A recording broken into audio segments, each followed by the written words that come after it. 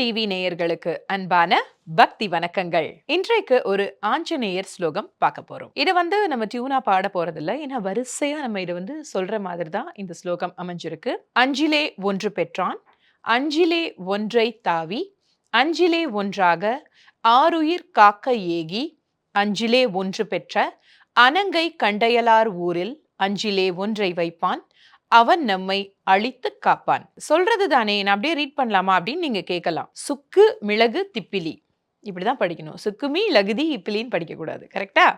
ஆக எந்த ஒரு லிரிக்கா இருக்கட்டும், அது பாடலாக இருக்கட்டும், ஒரு ஸ்லோகமாக இருக்கட்டும், இல்ல ஒரு பத்தியாவே, அதாவது ஒரு பேசேஜாவே இருக்கட்டுமே, அர்த்தம் புரிஞ்சு அதை எங்க கரெக்டா மாடுலேட் பண்ணி படிக்கணும் அப்படின்றது இருக்கு. ஸோ அதுக்காக தான் இந்த ஸ்லோகத்தை நான் உங்களுக்கு படிச்சு காமிச்சேன், சொல்லி காமிச்சேன். அதை படிச்சு காமிக்கிறது கூட இல்ல, சொல்லி காமிக்கிறது. அழகா இருக்கே, சொல்றதுக்கு ஈஸியா இருக்கே, ஆனா இதனுடைய அர்த்தம் அதை விட ஆழமானது. என்னங்கிறத பார்த்துடலாமா? ராமாயணத்துல ரொம்ப ரொம்ப ஒரு முக்கியமான பாத்திரம் ஹனுமான், அதாவது ஆஞ்சநேயர். அவரை பத்தி கம்பன் எழுதின மிக முக்கியமான ஒரு பாடல் தான் இது.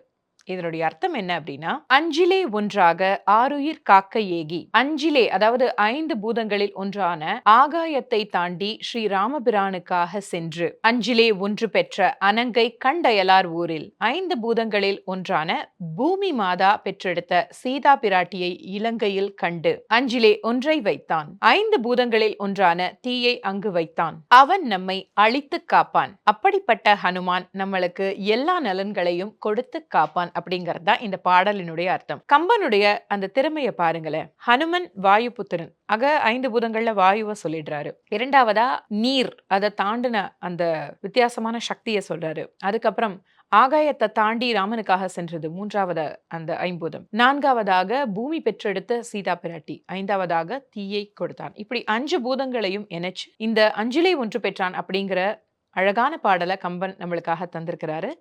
ரொம்ப ரொம்ப சிம்பிளான ஒரு ஸ்லோகம் தான், ஒரு பாடல் தான். இதை நம்ம சொல்லி ஹனுமனை வழிபட்டோம் அப்படின்னா எந்த ஒரு தீவினையும் நம்மளை தாக்காது, எல்லா நலன்களையும் கொடுக்கும் அப்படிங்கிறதுல எள்ளளவும் சந்தேகமே கிடையாது.